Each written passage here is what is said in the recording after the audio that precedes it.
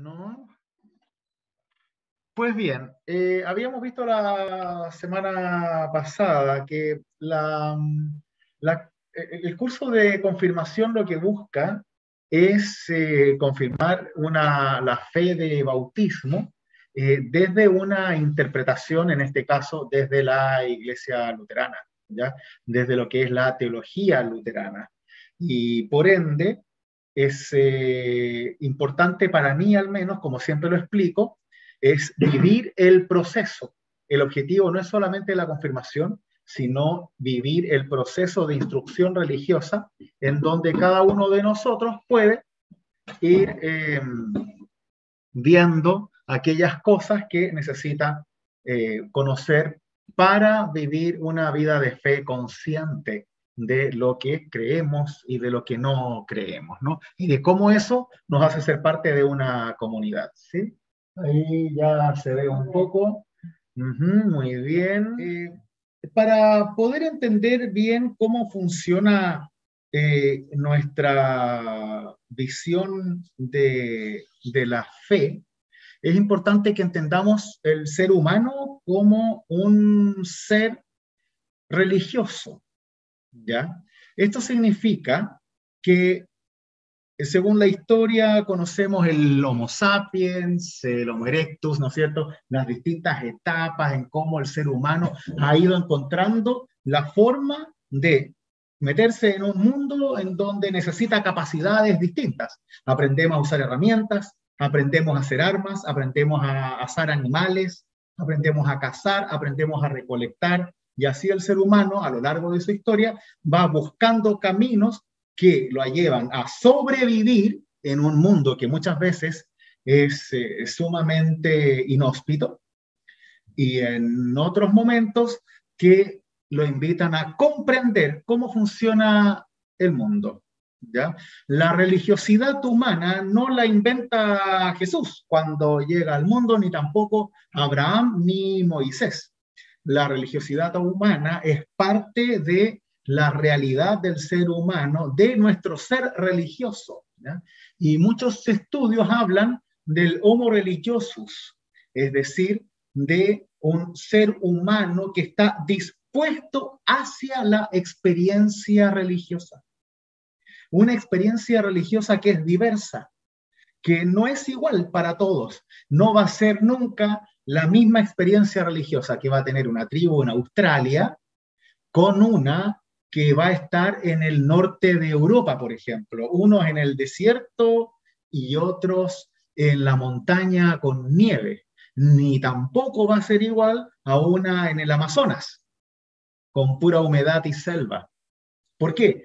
Porque, como veremos, la experiencia religiosa está atada a los signos que esa experiencia le deja a través de aquello que vive, de sus vivencias y experiencias que comparten en una comunidad.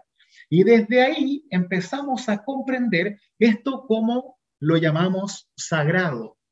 Cosas que se van separando de lo común, de lo normal, para transformarse hacia una comunidad en algo que se reconoce por esa comunidad como sagrado, que no es igual al otro, sino que es algo distinto. Desde esa experiencia religiosa es que nosotros vamos a llegar a la experiencia del culto, como momento de adoración a Dios. Pero muchas veces se nos olvida que ese culto viene de una larga tradición religiosa, no solamente dentro del judeocristianismo, sino de todas las experiencias religiosas del ser humano. Experiencias que nosotros vamos tomando para que podamos comprender nuestra experiencia de fe y que esa experiencia de fe sea algo positivo para nosotros. Entonces, vamos a partir explicando un poco lo que es esta experiencia religiosa, ¿sí?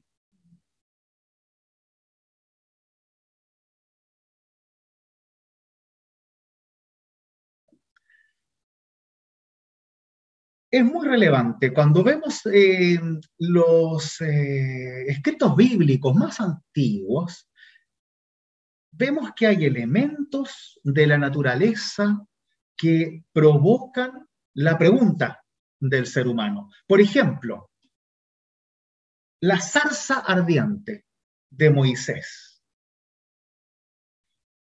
queda en la memoria del ser humano porque es un arbusto que al incendiarse no se quema. Por alguna razón, ese arbusto no quedó dentro de la experiencia religiosa del pueblo. Nadie sabe dónde está ese arbusto y no se sabe si existe o si quedó en algún lugar, digamos, de verdad. Obviamente que uno va a esas zonas y puede encontrar hasta pelos de Jesús, pero en realidad no existe dentro de la tradición del pueblo de Israel, por ejemplo, esa zarza misma, ¿ya? En cambio, en otras tradiciones, sí hay elementos que son sagrados, que van perdurando a lo largo de los tiempos, como tótems, por ejemplo, en el caso de las culturas indígenas, ¿ya? Que van pasando de generación en generación. Algo como podría haber sido el tabernáculo en el pueblo de Israel, que también se perdió, pero que si no se hubiera perdido, quedaría seguramente como algo sagrado que remite a Dios. Hoy en día, no sé, podemos ver las pirámides en Egipto, que si bien son construidas por mano del hombre o por los extraterrestres, según algunos, remiten a una experiencia religiosa, en este caso funeraria. Y así cada cultura va a tener símbolos que van a, desde esa experiencia religiosa, remitir, conducir a la experiencia de Dios. Por ejemplo, funciona este tema de lo sagrado cuando ocurre algo en la naturaleza que no tiene explicación, especialmente dentro de un aspecto tribal antiguo. Hoy en día nosotros tenemos un conocimiento que hace 4.000, 5.000, 10.000 años atrás no se tenía. Entonces, cuando hay una gran tormenta, por ejemplo, y estamos acostumbrados a tormentas de más o menos similares, y de pronto viene una tormenta y hace un aluvión, y ese aluvión se lleva pueblos enteros. Un momento que marca la historia de una aldea y de todo un pueblo, y que se va a contar esa historia por siglos. Quedó un solo árbol parado, de todos los árboles que hay en esa tormenta. De pronto, la gente tiende a ir a ese árbol, que justo le cae un rayo y no se incendia, y así,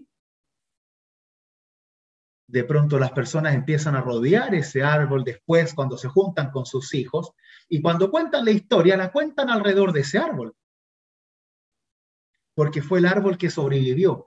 Y a la larga, ese árbol termina siendo una experiencia que unifica al pueblo y que le hace recordar sobre acciones que aún no tienen claro quién las hizo. Lo que sí saben es que el árbol sobrevivió y nada más sobrevivió. Y se empieza a transformar en un símbolo de vida o de actuación de lo divino. Aquello que no comprendemos, pensemos en una tradición antigua de milenios atrás. Esas experiencias religiosas a través de elementos del mundo se llaman hierofanías. Hierofanías como aparece ahí. ¿Sí? Esas hierofanías vienen a ser una muestra de una acción o intervención divina sobre las vidas de aquellos que viven en una determinada comunidad, aldea o pueblo. Y ahí está la pregunta, ¿no? ¿Quién o qué intervino en esto? ¿Por qué? ¿Cómo pasó? Por ejemplo, el diluvio. Sabemos que el relato del diluvio que aparece, por ejemplo, en en el Génesis ya tiene un antecesor en el relato de Gilgamesh, que son los mitos de origen de Babilonia, que son mucho más anteriores que el escrito bíblico. Hay una similitud que es demasiado grande. Entonces ahí también nos preocupamos y nos preguntamos por qué esas similitudes, ¿no?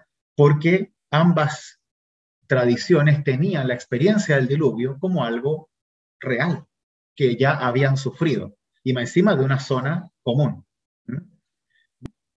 Así entonces empiezan a existir estas hierofanías, ¿sí?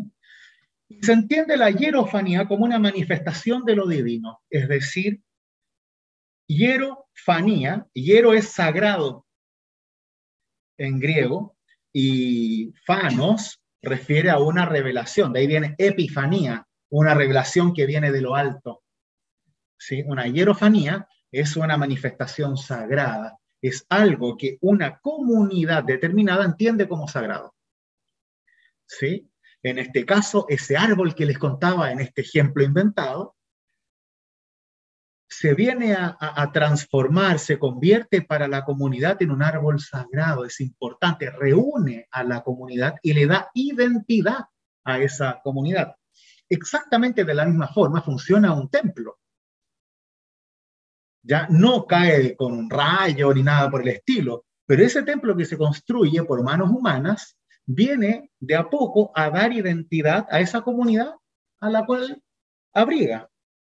Y así los elementos que tenemos y tradiciones que tenemos van dando identidad también a todo lo que hacemos, ¿sí? Porque tiene que remitirnos a Dios, nos conduce a Dios, nos vincula con Dios. Y los seres humanos somos personas sensoriales. No solo nos vinculamos a Dios mediante la oración, sino también mediante objetos, mediante la contemplación, y cada uno, dependiendo de sus sensibilidades, podrá conectarse con lo divino de distintas maneras. Pero no todos tenemos la misma, claramente. A algunos les basta la palabra, otros necesitan tocar, cantar, ver un atardecer, respirar el aire puro, ir a un monte. A mí me encanta estar en la iglesia. Otros se sienten aprisionados dentro de la iglesia y preferirían hacer todo al aire libre. Tenemos distintas necesidades espirituales para encontrarnos con aquello que reconocemos como divino. ¿Sí? Es una manifestación de lo sagrado, esa hierofanía. Y el comportamiento del hombre religioso se va a transformar en un espejo de esa experiencia, ¿no? Porque va a dar identidad a aquello que esa experiencia le dice y se va a traspasar de generación en generación. Entonces, realmente ese árbol se convierte en una señal de lo divino para quienes tuvieron la experiencia religiosa, de fe a la comunidad, da identidad de generación en generación a través de símbolos, ritos y tradiciones. Eso se traspasa siempre. De la misma forma en que se traspasan las tradiciones de una determinada iglesia, comunidad, país, y eso se va traspasando a través de símbolos, de rituales y de tradiciones. Y si nosotros hacemos un análisis de cualquier experiencia religiosa, iglesia, comunidad, secta o lo que sea que vive una experiencia de fe, siempre va a haber símbolos, ritos y tradiciones. Aunque sea la secta más rara del universo, siempre va a tener un funeral.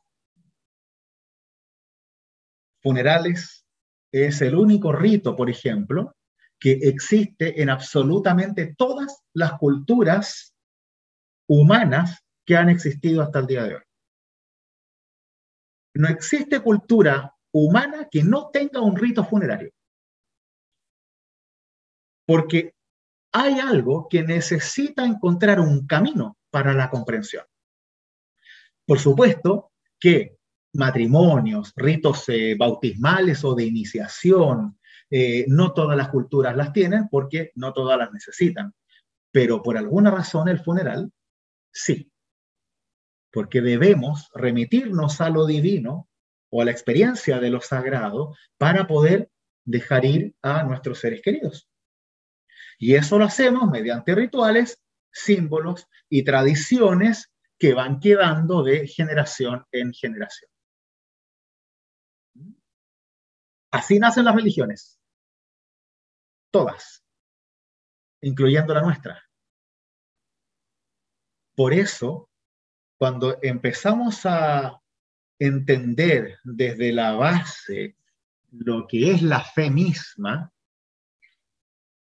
primero debemos entender lo que es la experiencia de lo religioso, para que así ampliemos nuestra forma de entender la fe y veamos que hay mucho más de aquello que nosotros estamos acostumbrados a ver. Por ejemplo, ahí yo pregunto, ¿qué otras hierofanías antiguas conoces y cuáles aún se ven comúnmente en la iglesia? Experiencias bíblicas de otras religiones. Ahí les di una pista en el dibujito, ¿no?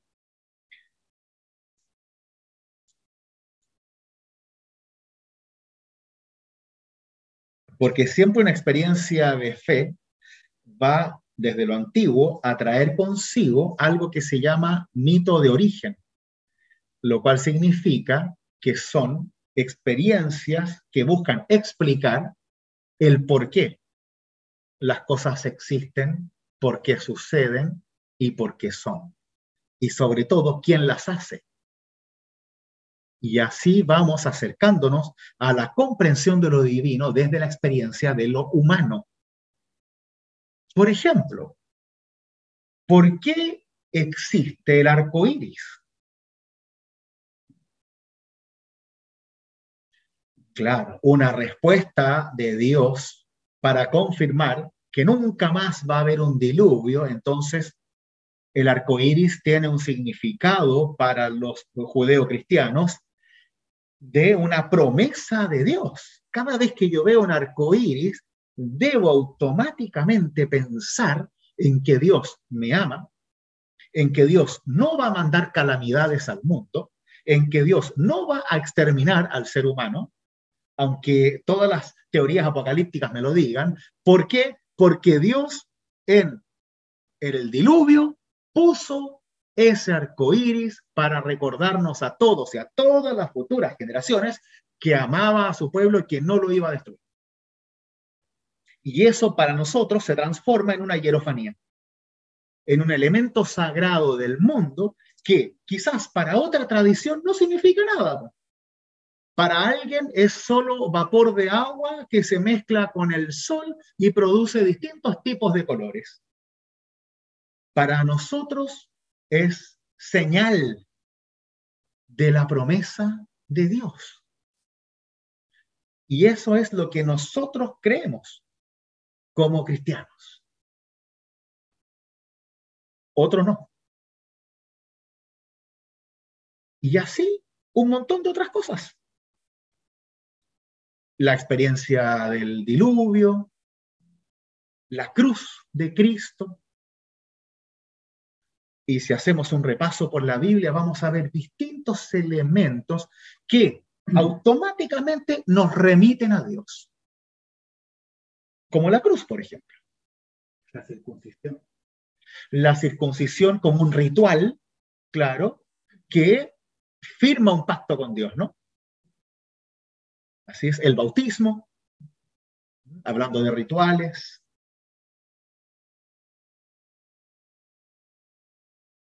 ¿Mm? La cena, claro, uno ve una copa y un pan y automáticamente va a pensar en la Santa Cena. Luego, mucho más adelante, más ya dentro de una religión establecida, aparece el libro escrito, el libro sagrado. Pero esa ya es la última etapa de la forjación de una comunidad religiosa. ¿Sí? Siglos después. Porque en todo este tiempo, de generación en generación, existe lo que se llama una tradición oral. en donde de boca en boca se van traspasando las historias, los relatos, los mitos, los mandamientos y las tradiciones religiosas. Hasta que por necesidad se empiezan a poner por escrito, para cuando empiezan a olvidarse las historias, para cuando el vecino empieza a cambiar, le empieza a meter cosas que no son, o cuando otras tradiciones se mezclan con la tuya y no empezamos a dudar de quién era realmente y qué hizo Moisés, Abraham, Jesús, etcétera, y por ende debe ponerse por escrito. En general nunca se hace por una opción libre, se hace por necesidad.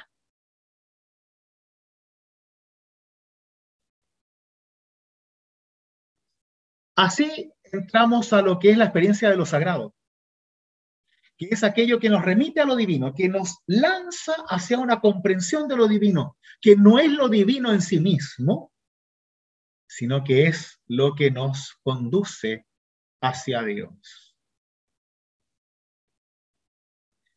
Y ahí tenemos que ir al tiro a lo que significa consagrado, ¿no? Que ya es una herramienta más actual hacia nuestra concepción de la experiencia religiosa, pero que también existe en muchísimas tradiciones religiosas. Y es cuando un elemento del mundo se adquiere a través de la concepción de una comunidad y de un rito el aspecto, la comprensión de sagrado. Y consagrar significa separar para el uso único de la fe y de lo religioso. Tenemos templos, elementos, vestimentas, ¿ya? Que esto es muy importante. ¿Por qué? Porque debemos, dentro de la experiencia religiosa, aprender a separar lo que es sagrado de lo que no. ¿Por qué? Porque lo sagrado remite a Dios y nos conduce a Dios. Y por ende, debemos cuidarlo. Es como una alimentación sana. Si no cuidamos nuestra alimentación, nos enfermamos. Si no cuidamos aquellos elementos que nos vinculan a Dios, que nos hacen recordar a Dios, que nos hacen entender a Dios, que nos hacen conocer a Dios, entonces perdemos ese vínculo. Y que muchas veces excede lo que es solo la palabra escrita, sino que se refiere a lo simbólico, a lo ritual y de cómo nos preocupamos de que estas cosas se mantengan cuidadas para que la fe sí se pueda transmitir de generación en generación. Así, por ejemplo, los templos, tenemos que separan espacios y edificios que se construyen por manos humanas, no caen desde el cielo, ¿ya? No hay que entender lo sagrado como algo divino. Lo sagrado no es divino, vincula con lo divino, remite a lo divino, como una cruz. La cruz es sagrada para mí porque me recuerda a Cristo, pero mi fe no está puesta en la cruz, está puesta en Cristo. La cruz me ayuda desde lo visual, desde lo simbólico, a vincularme con Cristo. Así, por ejemplo, el templo.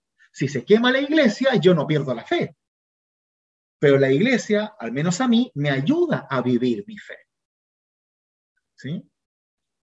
Porque está hecha para vivir la fe y el culto a Dios. Por eso no usamos el templo para hacer una fiesta bailable.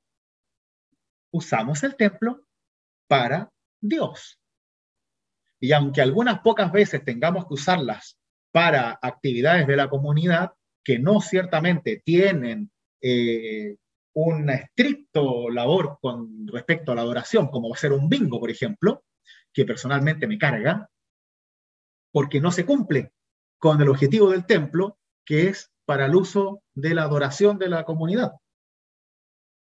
Entonces ahí siempre tenemos que tener mucho ojo con cuidar los espacios sagrados para que sigan siendo sagrados. ¿Por qué? Porque una vez que jugamos un partido de fútbol dentro de la iglesia, va a quedar en nuestra mente que la iglesia sirve para la adoración a Dios y para el fútbol, o para el baile, o para lo que sea.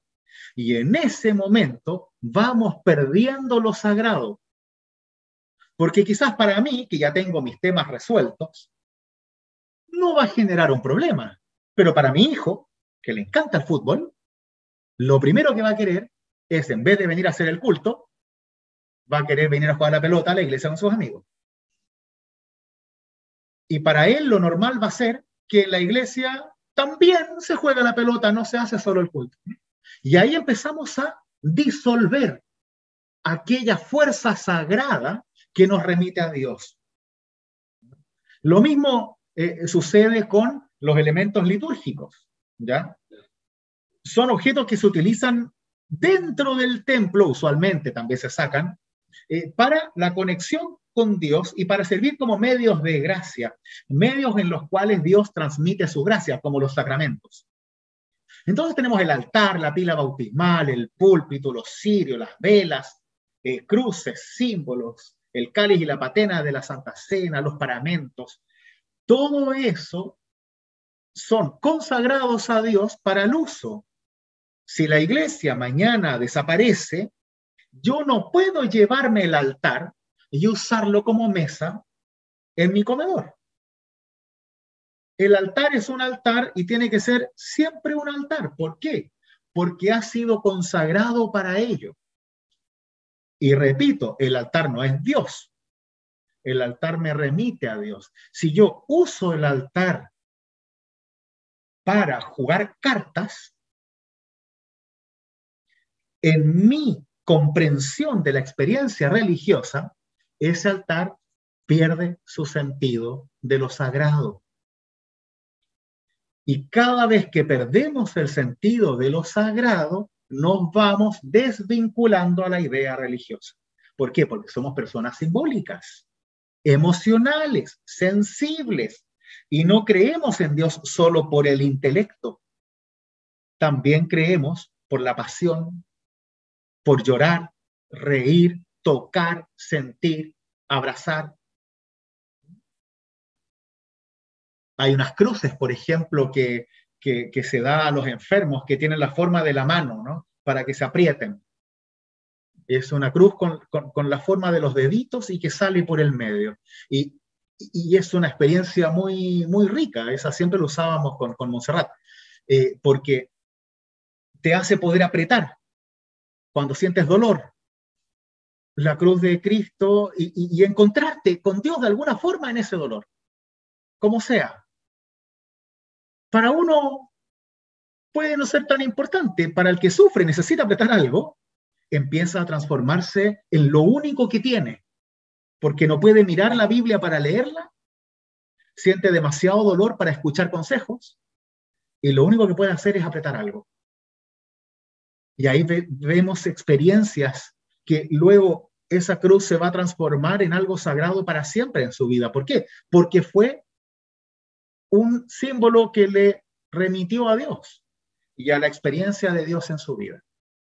Y así cada uno de nosotros tiene símbolos así, que nos dejaron nuestros abuelos, nuestros padres, y que para nosotros como personas empiezan a transformarse en elementos sagrados que nos remiten hacia nuestros seres queridos que ya no están, por ejemplo. Que no son divinos, si se rompen voy a seguir viviendo y mi fe queda ahí, pero que son importantes para uno y que uno quiere mantenerlos separados porque me recuerdan a la persona que amé, que se fue, o me recuerdan a Dios. ¿Se entiende? Lo mismo los pastores, pastoras, sacerdotes, son personas separadas de la misma comunidad para ejercer la labor y el servicio y el culto a Dios. No somos personas sagradas, somos personas consagradas a Dios, pero que la iglesia no depende de nosotros. Yo puedo morirme mañana y la iglesia va a seguir funcionando y la gente no va a perder la fe. ¿Sí? porque simplemente soy una persona que está separada para el servicio a Dios. Y hasta ahí nomás. No se adora al pastor, ni se cree en el pastor por sobre la palabra, ni tampoco se tiene al pastor como príncipe dentro de la iglesia. ¿Por qué? Porque es uno más, pero separado para la función a la cual se le ha encomendado, el servicio en la comunidad. ¿Mm? Vestimentas, importante tema, especialmente para los que vienen del lado evangélico. Para los católicos esto no tiene ninguna dificultad, pero para los que vienen del mundo evangélico, en donde no hay vestimentas litúrgicas en general, y más que no hay, sienten mucha repulsión. ¿Por qué? Porque se parece a lo católico. Y ahí hay un error. ¿Ya? ¿Por qué? Porque la persona que está al servicio de Dios sí tiene que mostrar desde lo simbólico que está puesto en ese servicio para Dios. Entonces, no es lo mismo desde la experiencia religiosa que una persona use vestimentas litúrgicas a que no las use. ¿Ya? A veces uno quiere que sea así solamente y que dé lo mismo. ¿Por qué? Porque puede caer en esta idea de que se transforma en idolatría el hecho de que hayan vestimentas litúrgicas, o que haya altar, o que haya paramentos, que son los manteles del altar. Pero no es así, porque todo ello son elementos que nos vinculan con lo divino y nos separan de aquello que nos aleja de Dios. Uno como pastor se cubre por completo para cuando hace el culto, y así también cualquier otro liturgo. Si ustedes mañana colaboran en el culto, también se van a poner un talar o un alba. ¿Por qué? Para taparse. No es para parecer ángeles, es para taparse, de modo que las personas cuando los vean no se fijen en si están guatones o flacos y todo eso, sino, claro, sino que se fijen en lo que se está diciendo y haciendo.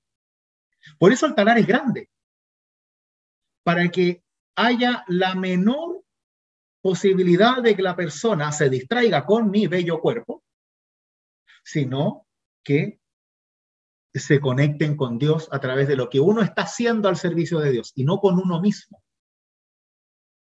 Lo peor que uno puede hacer en la iglesia, por ejemplo, es empezar a pelar al pastor mientras el pastor predica. Entonces, por ejemplo, dice, ya el pastor ahora habla de ayudar a los pobres cuando él nunca ayuda a nadie, ¿no? No, porque no es la idea. Después ya lo pueden discutir, por supuesto, pero en ese momento uno está lo que se llama in persona Christi, en persona de Cristo, predicando y haciendo lo mejor posible para servir a la comunidad. A veces lo hacemos bien, a veces lo hacemos mal, porque somos seres humanos. Por eso para mí lo más importante del culto no es la predicación, sino que es la Santa Cena, porque es lo único que no depende de mí. Ya que a veces uno tiene un buen sermón y otras veces no te funciona nomás, o la cabeza no me da. ¿Sí? Y soy humano, igual que cualquier otro. Entonces, los revestimientos litúrgicos son importantes porque me muestran que la persona está al servicio de Dios. La misma razón por la cual los uniformados militares de la Armada, de la FACH, los carabineros, usan uniforme, porque deben separarse del resto de las personas para ejercer su función. Porque así funciona, desde lo simbólico. Si yo veo a alguien caminando por la calle que no está vestido de carabinero, entonces no es un carabinero. ¿Ya? Y lo mismo pasa con el pastor. El pastor debe estar vestido como pastor para que él y también la comunidad recuerden que es pastor. ¿Mm? Y no para que le hagan reverencia. No es eso, sino para que se encarguen de que el pastor haga lo que tiene que hacer y de que a su vez el pastor ayude a la comunidad a que la comunidad haga lo que tiene que hacer. En realidad, la información que yo siempre he recibido, al menos, acá me podrán decir qué piensan ustedes, refiere al hecho de que se vincula mucho con el aspecto idolátrico, ¿no? Lo simbólico en general desde Calvino, eh, empieza a perder este camino. Precisamente todo lo que yo le estoy contando, para Calvino sería un poco chacra, la verdad, ¿no? No le importaría mucho, porque Calvino en general y toda su tendencia elimina este factor de lo simbólico para ocuparse únicamente en lo que es la palabra. De hecho, existe ahí este movimiento que se llama iconoclasta, en donde eliminan las imágenes de las iglesias, queman las mismas iglesias, queman las vestiduras eh, tradicionales de la iglesia, porque todo eso, al fin y al cabo, lo ven como una especie de idolatría. Y mientras menos tengamos, entonces, más vamos a estar concentrados en Dios. ¿Mm? No sé qué experiencia han tenido ustedes al respecto. Yo creo que es más con lo que dijo usted de los uniformes. Porque, por ejemplo, se da también, que imagínense el pastor que llegara todos los domingos con el mismo tema, como le pasaba a algunos profesores. Ajá. Y sea como muy en el profesor del pelo ya verde, llega tarde el yo. Entonces, encuentro que es bueno porque, y aparentando, porque el pastor puede llegar todos los días con un terno nuevo. Y también va a hacer la gente decir, che, pastor, cambia el terno todos los días. Claro. Entonces, bueno, para eso ayuda también la ropa litúrgica, pero no sé si será por eso. Es interesante lo que tú dices, que las vestiduras litúrgicas son bíblicas. Estas no las inventó el Papa, ni Lutero, ni nadie, digamos. Ya están los hombres vestidos de blanco continuamente, tanto en el Evangelio, en el Apocalipsis. Los antiguos sacerdotes judíos también se revestían y se ponían caleta y cosas encima, estos cuadraditos, las pecheras, no me acuerdo cómo se llamaban ahora, efod, ¿no? El báculo y las cosas en el pelo, se ponían un montón de cosas, digamos, ¿ya? ¿Por qué? Si bien el hábito no viste al monje, sí es importante que haya una separación en aquel que se dedica a la tarea sacerdotal con el que no. Y así el que no se dedica a la tarea sacerdotal, que se dedica a otra cosa, también tiene sus propias simbologías y sus propias vestimentas. Me encantaría que fuera por el sacerdocio universal de todos los creyentes, que es una teología luterana, pero no, porque usualmente, en una buena cantidad de iglesias evangélicas, el pastor tiene un poder tan grande que difícilmente va a pensar que el resto va a poder hacer lo que él hace.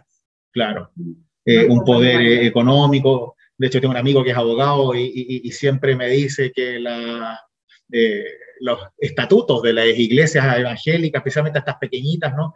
El pastor es dueño de todo, digamos, ¿no? Entonces, en general no es tan así. Obviamente que no se puede generalizar, pero sucede mucho en ese sentido de que hay un autoritarismo muy grande en este tipo de iglesias, digamos, ¿no? Claro, claro. Hay de todo en la viña del Señor.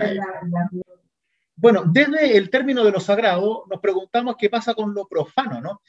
Nosotros usamos la palabra profano siempre con un tinte negativo, especialmente los que escucharon esta antigua canción y crecimos con ella en los años 80 del profanador de cunas, ¿no? Eh, y siempre lo profano tiene un carácter negativo y sucio, cuando en realidad lo profano habla de aquello que no es sagrado. Entonces, esta mesa es profana, el computador es profano, mi ropa es profana, porque no está consagrado a Dios. El aspecto de profanar es el más complicado en cuanto cuando se profana algo, es decir, se rompe algo que ha sido consagrado, entonces eso sí es un elemento que es muy negativo para la experiencia religiosa de una determinada comunidad. O sea, por ejemplo, como nos pasó a nosotros, que Una vez entró una secta satánica a la iglesia de Valparaíso y sacrificaron un gato en el altar de noche. Podría haber sido mucho peor de lo que podría haber sido, porque dentro de todo no rompieron ni quemaron nada, pero sí estaba el gato muerto en el altar. ¿Ya? Obviamente que cuando uno ve eso, produce un dolor, un remesón, ¿ya? ¿Por qué? Porque el altar va a seguir sirviendo para lo que nosotros queremos, pero ha sido profanado y por ende debe pasar por un proceso de consagración para que si es que alguien tuvo algún problema con ello, se vuelva a poder conectar con eso que lo vincula hacia lo divino. Por supuesto que siempre va a depender de los distintos caracteres y necesidades espirituales de la gente, ¿ya? Pero debemos siempre cuidar estos aspectos de lo sagrado para que no solo a mí, sino también al resto, los elementos que tenemos en la iglesia y los símbolos y tradiciones sí sirvan para el vínculo con Dios. De otra forma, no sirven para nada y simplemente perdemos. Ya por eso lo malo en realidad es profanar, más que lo profano que es simplemente lo que no es sagrado. ¿Sí? Y acá está el tema bien importante que lo consagrado no debe ni puede volver a ser común, porque ha sido consagrado para Dios y debe cuidarse. ¿Ya? Debe cuidarse porque daña la fe de la comunidad. ¿Mm? Por eso, como les explicaba antes, los elementos litúrgicos que han sido consagrados, el altar, Santa Cena, el púlpito, siempre serán sagrados y debe ser así. ¿Ya? Por eso, cuando estamos dentro de la iglesia, uno no se apoya en el altar, ni se rasca en el altar, ni se sube a jugar sobre el altar. Ya, obviamente que si un niño se sube al altar no es tan terrible, pero los que somos adultos debemos cuidar esos aspectos de lo sagrado. No es que te va a caer un rayo ni nada por el estilo, sino que debemos mantener como algo importante aquello que me remite a la fe con Dios. ¿Mm? Por la misma razón que no tiro la Biblia bajo la cama cuando la estoy leyendo y termino de leerla antes de dormir, sino que la dejo en un lugar especial porque es mi Biblia y es importante para mí. Algunos ni siquiera se atreven a rayarla. Yo sí la rayo y todo porque siempre me gusta hacer mis notas, pero cada uno tiene que saber cuidar sus elementos sagrados para que, especialmente en los momentos difíciles, tenga menos posibilidad de caer. ¿No? Algunos, como dije antes, les basta la razón y el hecho de creer ciertas doctrinas. Para otros, tenemos que entender que necesitan perceptividades, necesitan sensorialidades para afirmar también su fe, además, por supuesto, de la palabra. Como esto estamos aún empezando, estamos viendo lo que se llama fenomenología de la religión, ver la religión como fenómeno, antes de ir ya a lo más pesado y doctrinal. Esto sagrado nos va a llevar a la experiencia de la comunidad. ¿Ya? ¿Por qué? Porque lo sagrado siempre se vive en comunidad. ¿Ya? Porque para nosotros es sagrado. Hoy en día pasa mucho que las nuevas generaciones vienen sin educación religiosa y casi nula, de verdad. Yo jamás había visto hace 10 años atrás lo que veo hoy con jóvenes que cuando entran a una iglesia literalmente no entienden nada de lo que hay ahí. Nada. Hasta que alguien una vez me preguntó quién estaba colgado en la cruz. O sea, a ese nivel. ¿Ya? O una vez alguien me preguntó por qué tenía un escritorio arriba, que se refería al altar, digamos, ¿no? Y cosas por el estilo que tú dices, es un chiste, ¿no? Porque una cosa es que no crean y otra cosa es que no sepan por cultura general, ¿no? Entonces, el aspecto de lo sagrado se mantiene vivo siempre dentro de la comunidad que lo tiene. De modo que para nosotros cierto tipo de elementos son sagrados y puede que para otros no, y así está bien. Y cuando uno entra a una comunidad, debe entender que esas cosas son sagradas y que por ende se respetan, ¿ya? Para cuidar nuestra relación con lo que nos vincula con lo divino. ¿Mm? Así, una comunidad, ¿no? Es donde se vive la fe en Cristo en primer lugar, al menos de una comunidad cristiana, por supuesto. Se celebran los cultos que nos ayudan a reconocer y recibir a Dios en palabra y sacramento. Se comparten experiencias de fe junto con otros, unidos en la diversidad. Muy importante, se comparten las experiencias de fe de cada uno, porque cada uno tiene una experiencia de fe distinta, siempre unidos en la diversidad, unidos en nuestras diferencias, porque al momento en que queremos ser todos iguales, empezamos una dictadura religiosa. Claro, una secta, sí. ¿Ah? Y tenemos la tendencia natural a eso, ¿ah? Todos. O sea, yo también quiero que todos piensen igual a mí, ¿no? Y a veces uno incluso le molesta, se siente agredido por las opiniones de los demás. No, tenemos que estar unidos en la diversidad, obviamente con ciertos límites, pero al momento en que dejamos de valorar la diversidad, empezamos a desvalorar la dignidad humana que nos hace diversos. Y así se van forjando tradiciones que dan identidad a la comunidad de generación en generación. Y se invita a otros a vivir juntos la alegría de la fe y servir a Dios en el mundo por esa fe, ¿no? Ahí ya tenemos los aspectos más diacónicos, serviciales, etc.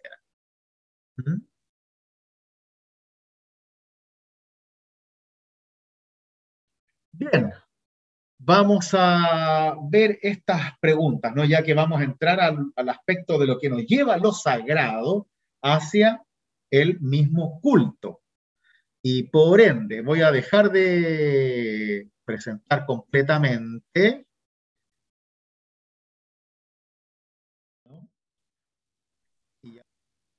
¿Qué les mueve a ustedes a participar del culto? ¿No? Porque somos espíritu y carne también, entonces la parte espiritual hay que manifestarla de alguna manera. Ajá. Y si el día tiene 24 horas, ¿y cuánto dedicamos, digamos, por decirlo, a la carne? ¿Y cuánto dedicamos al espíritu? ¿Cuánto dedicamos a la carne, a las necesidades, digamos, ¿De dónde? corporales, claro? ¿Y cuánto dedicamos al espíritu? Buena pregunta, ¿no? Entonces, como una necesidad de dedicarle un tiempo en el Antiguo Testamento, se hablaba del diezmo. Ya del diezmo, sí. El 10%. Y el 10% de 24 horas, 2 horas 40 minutos.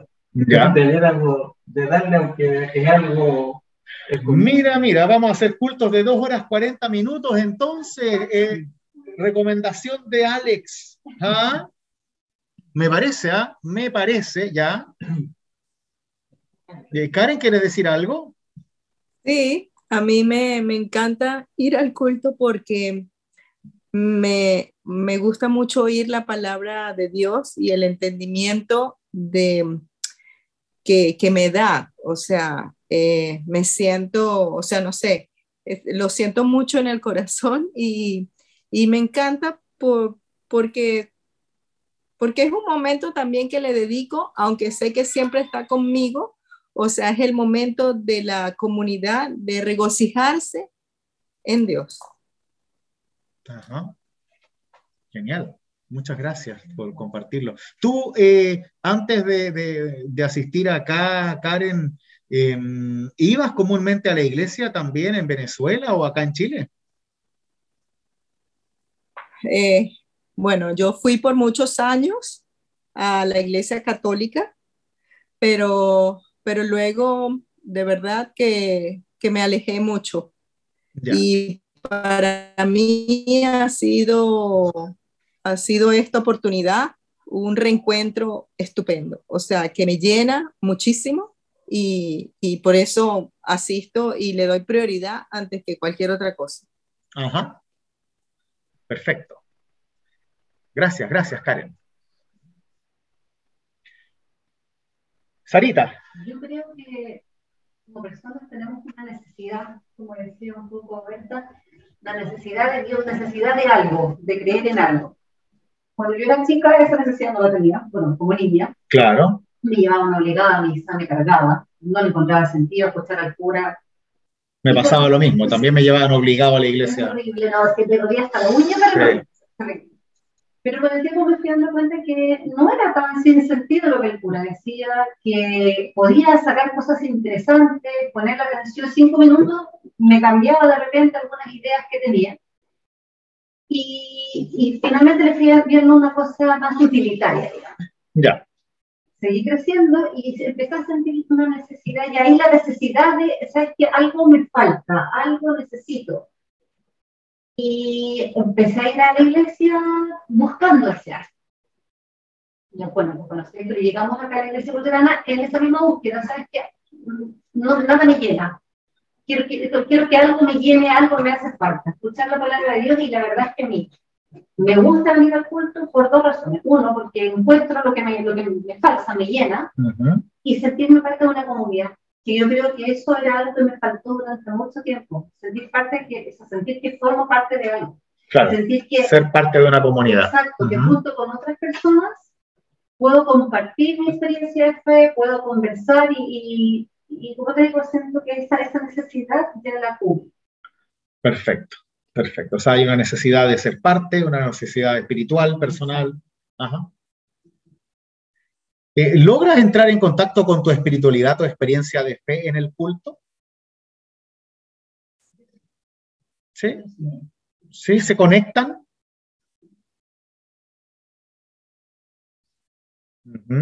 Eso es muy importante. Sí. Muy bien. O sea, no se quedan dormidos. Ustedes saben que hay un versículo bíblico que manda al infierno a los que se duermen en el culto, ¿no? Yo voy a empezar ya a predicar sobre eso. El problema es que voy a tener que matar a algunas personas de mi familia también, entonces está más que complicado ahí, pero no puedo dar nombre por amor y respeto. ¿Qué efecto tiene el culto en tu vida, entonces? ¿Qué efecto tiene el culto en tu vida? Muy bien. Te cambia el día. Te cambia el día. Por ejemplo, si ese día amanecía atravesada, discutí con él, porque si llego para acá, salgo como que liberamos, porque todas esas malas energías, llamémoslas así, se van. Como que sería un espacio de paz para ti. Claro. Quedo sin la necesidad de seguir peleando. Seguir peleando. O si llego triste, me sirve para liberarme. Ya. Entonces me cambia el día. Perfecto. Me contenta, me voy más contenta. Claro, uno se pone en la buena con el marido. Voy a tener que traer más a mi señora al culto entonces para que nos pongamos en la buena. Para mí, pastor, el culto en dos partes, la teoría y la práctica. Ajá. Entonces uno viene y de repente la palabra te desnuda y uno dice que estoy fallando en esto y quiero hablar. Entonces uno llega y se va y va a hacer la práctica y llega a la casa y todo aquello que lo había hecho mal, tratar de hacerlo bien, como la palabra uno se la regaló. Entonces encuentro que porque podemos mucha teoría y llevarlo a la práctica, o sea, no de nada sirve. Claro, llevarlo a la práctica. Bien, bien, y darse el espacio para eso, ¿no? Ajá. Aquí Beatriz nos comenta que para mí es importante la energía con la que salgo del culto, pues refuerza la fe, la esperanza, el hecho de cantar también aporta un refresco de la fe. Y además la profundización de la Biblia que se hace en el sermón me da un espacio de reflexión y de aplicarlo en la semana. Muy bien, gracias Beatriz.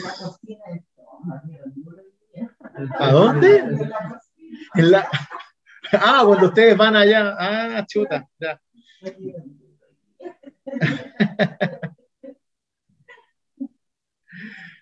Karen, ¿qué quieres compartir?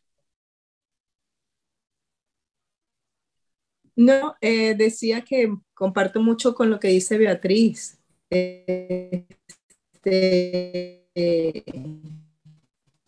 Y Alex también, es y para, no sé, cambiar, o sea, practicar eso en tu vida diaria.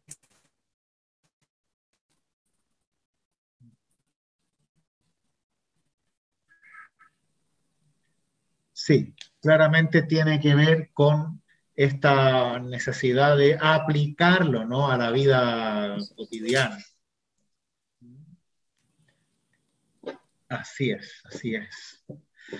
Bien, entonces ya se nos está acabando el tiempo. Vamos a volver ahora a nuestra presentación, el culto cristiano, ¿no? Habíamos hecho la última pregunta de qué partes, que me la salté, qué partes del culto identifica más. Rápidamente hagamos una ronda con qué parte del culto te identifica más. ¿Todo te identifica? Sí, Todo. sí, ¿Todo te gusta? sí. Ay, gracias. Me voy a casar contigo. No, es que como ya sé, ¿No? no me gusta la música. No, pero es que hay gente que... Pero ¿cuál es tu parte que más te conectas con la palabra? El sermón. Ajá. Perfecto. Ve, el resto no le gusta, ¿viste? Sí. El sermón es la Eucaristía. El sermón y la Eucaristía. Muy bien. Uh-huh.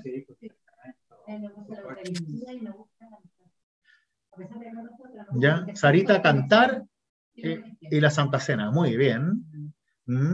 Berta. Todo.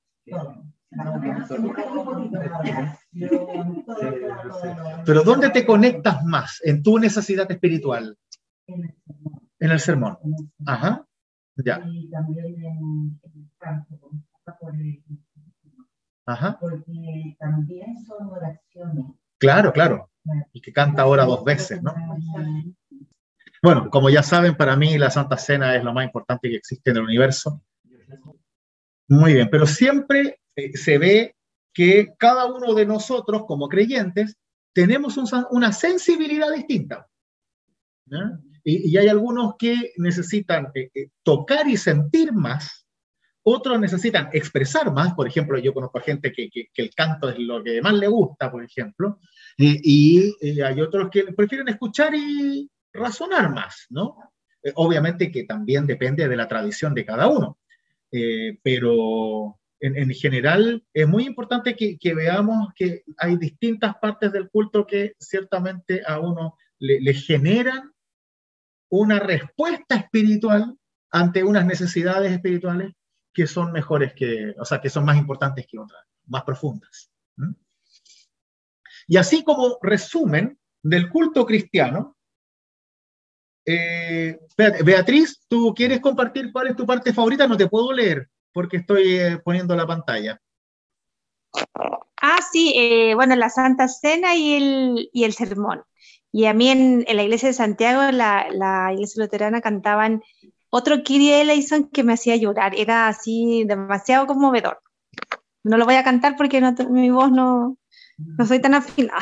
Pero mira, después me lo puedes recordar para ver si es que lo conozco. Seguramente lo he cantado también.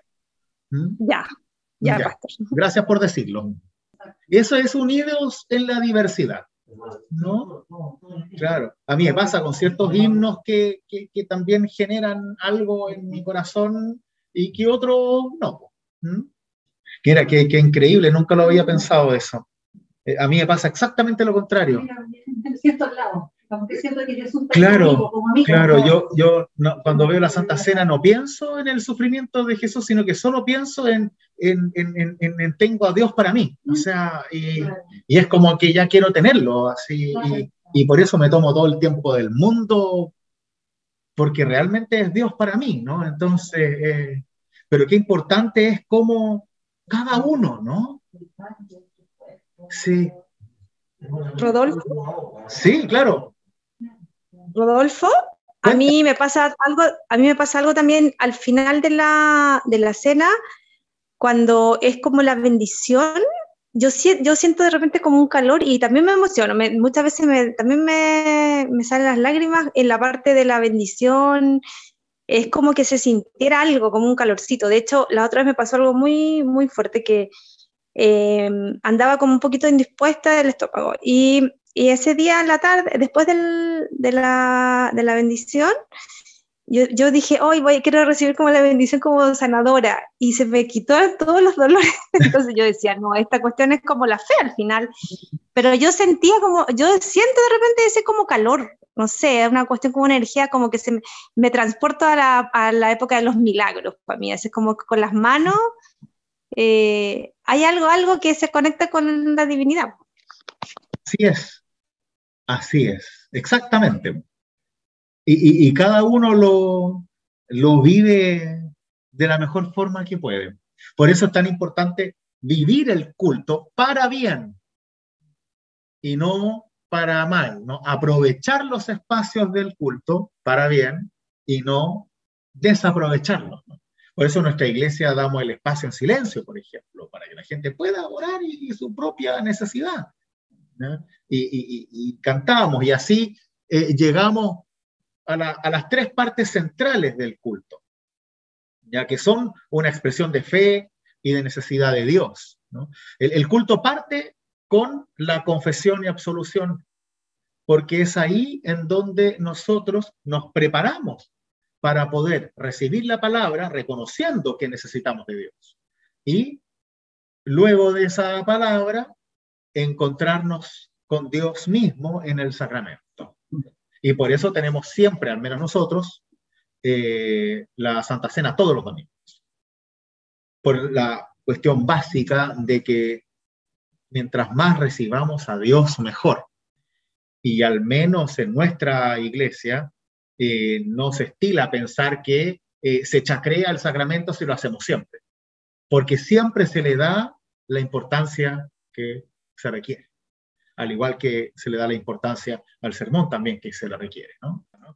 La confesión de pecados, reconozco que me equivoco, que soy pecador, que necesito de Dios para vivir una vida mejor. Y la absolución, al arrepentirme y confesar mis pecados, Dios me perdona, me restaura, que es lo más importante, ¿no? Y renueva mi vida solo por amor de Cristo en la cruz. ¿Mm? Ese es como el nuevo comienzo, es como ya, ahora sí puedo estar en el culto. ¿Mm? Luego las lecturas y el sermón. Hoy en día estamos haciendo un culto más abreviado, aunque dura una hora igual, pero yo hago lo que puedo, pero no me da. Sacamos algunas lecturas para que no se nos mojen tanto las mascarillas, por eso también cantamos menos, ya estamos de a poquitito cantando un poco más, pero lentamente. ¿Sí? En donde entendemos que Dios nos habla a través de la buena noticia, que siempre es una buena noticia de Jesús. Aunque nos llame la atención, es una buena noticia de Jesús y no podemos transformar a Cristo en una mala noticia para nosotros, que es el peor error que puede cometer la iglesia en todos los tiempos y lugares. ¿Mm? Y así nos enseña a caminar desde la fe, el perdón y el amor de Dios, ¿no? Y finalmente el sacramento que se toma en comunidad, el sacramento es algo comunitario. Yo no lo tomo solo. De hecho, si ustedes se dan cuenta, yo nunca me lo doy a mí mismo. Alguien me lo tiene que dar, porque es comunitario. Alguien tiene que decirme el cuerpo de Cristo dado por ti y dármelo en mi mano. ¿Por qué? Porque así debo recibirlo, porque es un don de Dios. No porque soy el pastor, tengo derecho a tomarlo por mí mismo y dármelo a mí. No, alguien me lo tiene que dar, porque yo quiero escucharlo también. ¿Mm? Y cualquiera de nosotros puede administrar el sacramento, no se necesita ser pastor para eso. Y para nosotros los luteranos, en el sacramento, recibimos la presencia real de Dios, que nos fortalece y nos pone en contacto con otros para caminar juntos en la fe y por la fe en Cristo Jesús. Esto es vital para nosotros, ¿ya? No es símbolo, no es memorial, es presencia real de Dios. ¿Ya? Esto es vital, es esencia de nuestra fe. Presencia real. Está Cristo realmente presente con bajo, en y alrededor de los elementos del pan y el vino, a los ojos de la fe, recibimos el verdadero cuerpo y la verdadera sangre de nuestro Señor Jesucristo. No nos imaginamos el cuerpo ni pensamos que está ahí, es el cuerpo real y la sangre real de Cristo. Lo mismo que recibimos la presencia real del Espíritu Santo en el bautismo. No es un recordatorio ni un memorial, sino que es presencia real. Y eso es lo que separa un sacramento de un rito. Porque en el sacramento se recibe a Dios en su presencia. En el rito se celebra algún rito de pasaje por el cual necesitamos la bendición de Dios, sea matrimonio, funerales, confirmaciones, consagraciones, cualquier otra cosa que sirva para la espiritualidad de la comunidad. ¿Una consulta? Sí. El pan y el vino siguen siendo vino, aunque por la fe sabemos que el cuerpo y la sangre de Cristo. Así es. Eso se llama en teología, que lo vamos a ver después, consubstanciación. Con la substancia del pan y el vino, Dios se hace presente a través de las palabras de institución.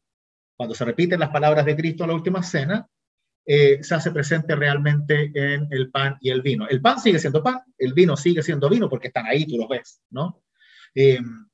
Para la Iglesia Católica es transubstanciación, en donde el pan deja de ser pan y el vino deja de ser vino para ser cuerpo y sangre de Cristo, ¿no? Yo en general no me gusta mucho meterme en estos aspectos teológicos porque colindan más con la filosofía que con la teología. Y yo creo que ni la consubstanciación ni la transubstanciación le salvan la vida a alguien, sino que esto tú tienes que creerlo por fe y para bien, ¿ya? Y al menos a mí, en mi propia experiencia de fe, me sirve, me ayuda, me alimenta y no podría quitarle piso al sacramento pensando que es solo un memorial o un símbolo. ¿Ya? Que era la gran discusión entre Lutero y Zwingli, o también Calvino, durante la Reforma. Esa es la razón por la cual no se dio una reforma unida de las iglesias protestantes. Y por eso se terminan yendo por un lado luteranos y por otro lado los calvinistas o reformados por el tema de la Santa Cena. Porque para los luteranos es impensable entender el sacramento como un símbolo solamente.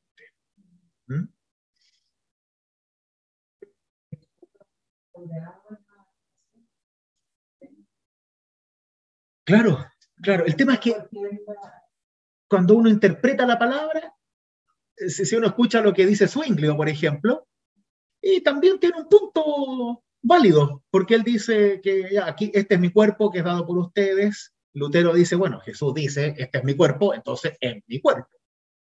Y Zwingli o Calvino después dirían que en realidad Jesús dice que en memoria mía, y eso es lo importante.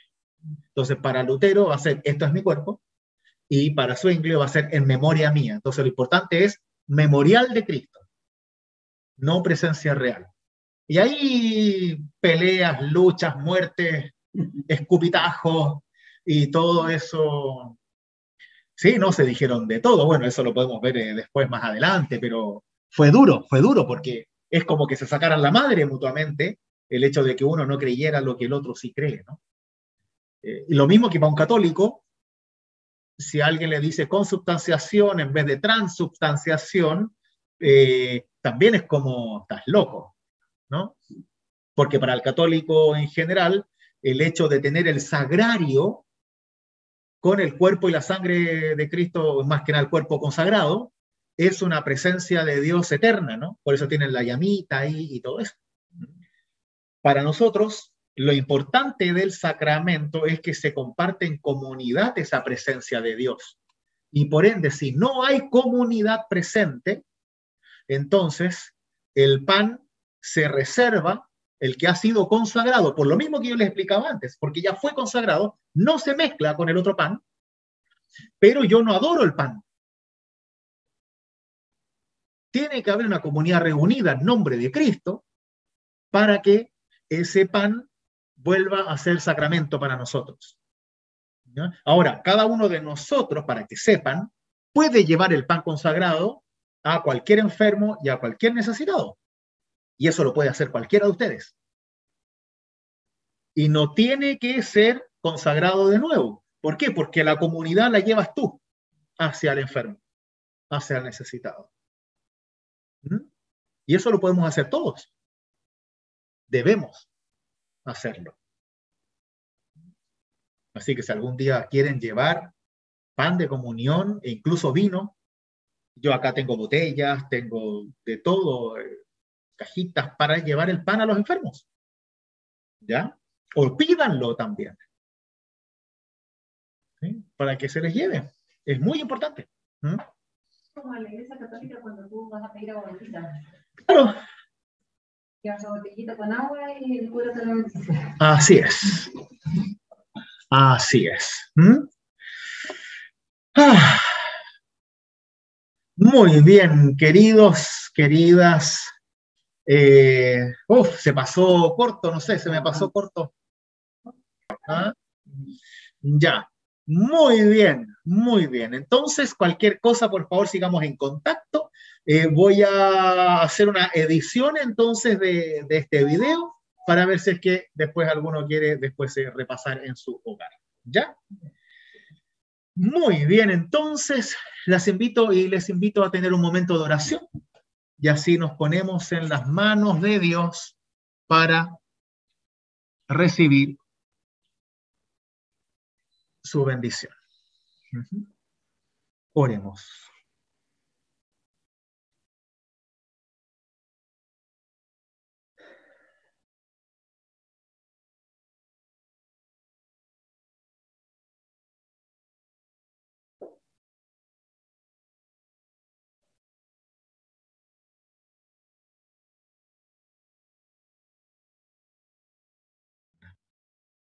Bendícenos a cada uno de nosotros, llena nuestros corazones con tu fe y manténnos siempre cerca de tu iglesia, de tu comunidad y de todo lo sagrado que vas poniendo en nuestro camino. Todo esto te lo pedimos y dejamos en tus manos en nombre de Cristo Jesús, con la oración que Él nos enseñó. Padre nuestro que estás en los cielos, santificado sea tu nombre, venga a nosotros tu reino, hágase tu voluntad, así en la tierra como en el cielo.